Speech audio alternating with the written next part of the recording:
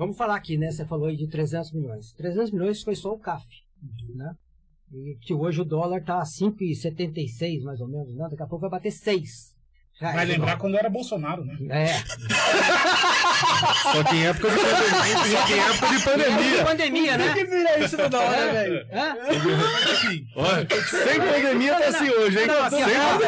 Sem pandemia. Existe uma pandemia petista. Ladrão, né? Tem um ladrão no governo, aí fica difícil mesmo. É a pior pandemia que o Brasil tem. Mais de 1 trilhão de déficit, né? O Bolsonaro não chegou nisso aí. Mas vamos lá. Nós temos aqui uma dívida que ele fez em dólar. O que acontece, cara? Assim, eu fiz uma conta quando chegou as parcelas do CAF para o saldo de pagar.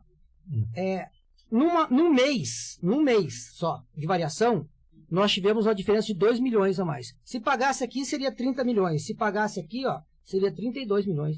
Como que um prefeito consegue fazer a gestão de um orçamento que ele não sabe qual o valor da parcela que ele vai pagar?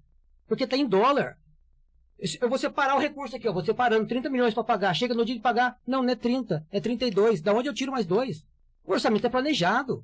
Como que se planeja um orçamento onde você tem uma dívida variável? É absurdo isso. Agora, se ele tivesse feito em 12 parcelas, seria muito mais fácil de pagar. Eu pago 60 milhões por ano, né, do CAF. Se eu passo em 12 parcelas, a parcela mensal é muito menor, muito mais fácil do que eu chegar em 6 meses e ter que pagar uma parcela de 30 milhões de uma vez só. Então, o erro está aí, certo? E poderia ser de vez em 6, em 12, em 13 anos de parcelas menores, que a parcela é menor é mais fácil de pagar, tá? Primeira coisa. Ainda que o juro seja maior. Sim, aí nós temos aqui, ó, 300 milhões só do CAF, tá? O juro deixou de restos a pagar lá, sem dinheiro no caixa, quase 200 milhões. De restos a pagar, de conta de empresários que forneceram para a prefeitura e não receberam. Deu calote nesses empresários, tá? Nós temos aí mais 20 milhões da Eco Taubaté, que ele deixou de pagar. Nós temos aqui 120 milhões do IPMT, que ele não pagou, né? Que é o futuro do servidor.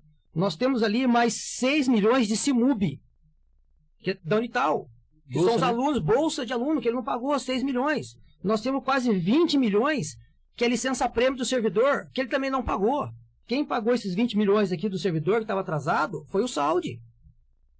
Né? Então, aqui eu estou somando algumas dívidas que o juro deixou. Você falou de 300 milhões é uma. Nós já estamos passando aqui quase 800 milhões. Você está entendendo? E fora as outras que tem. Então, isso aqui é o bom gestor chamado Ortiz Júnior, que o Tribunal de Contas rejeitou as contas dele por unanimidade. Rejeitou as contas de 2020. Por quê? Porque ele é um mau gestor. É isso que o Tribunal de Contas. Não é político. É o Tribunal de Contas. É os técnicos do Tribunal de Contas que apontaram isso. São os conselheiros do Tribunal de Contas que apontaram isso. É o Ministério Público de Contas que apontou isso. Até agora não tem decisão política nenhuma. Todas as decisões foram técnicas nas contas dele. Apontando que ele, em 2020, é um péssimo gestor.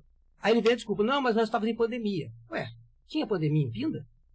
Estava tendo pandemia em Caçapava? São José dos Campos, Campos do Jordão?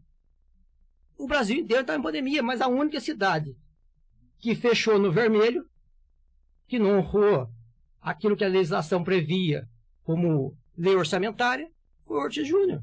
Então não dá para ele colocar na culpa da pandemia algo que todo mundo... Se só Taubaté estivesse passando por uma pandemia, eu concordo. Era uma situação. Se você gostou desse corte, curte, comente, compartilhe, se inscreva no nosso canal e nos ajude, né, a divulgar mais informação do nosso conteúdo aqui, que a gente vai estar sempre postando para vocês.